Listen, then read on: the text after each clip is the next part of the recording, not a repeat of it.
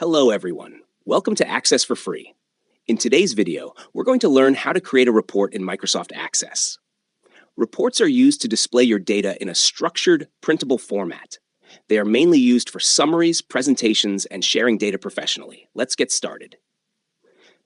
First, go to the navigation pane and select the table or query you want to create a report from. In our case, we'll select the Contacts table. Now go to the Create tab. Click on the Report button. Access will automatically generate a report based on your selected table. You'll see that the report opens in Layout view, where your data is already organized into a structured format. At the top, you'll see the report header, and below that, your data is displayed in rows and columns. You can scroll through the report to view all records. Now let's make some adjustments. You can resize columns,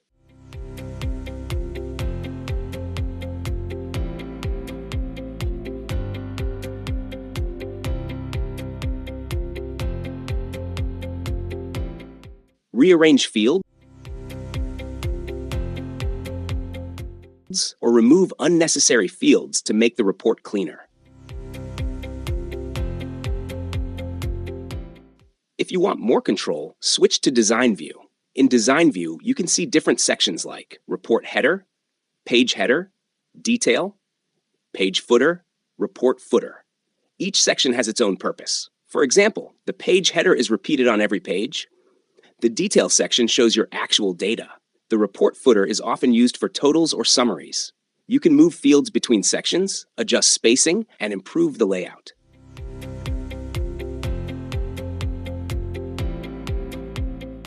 Once you're satisfied, save the report and give it a meaningful name, such as Contact Report. Now switch to Report View or Print Preview. This shows how your report will look when printed. That's how you create a basic report in Microsoft Access. In future videos, we'll explore more advanced features like grouping, sorting, totals, and designing professional reports. Thank you for watching. Don't forget to like, share, and subscribe.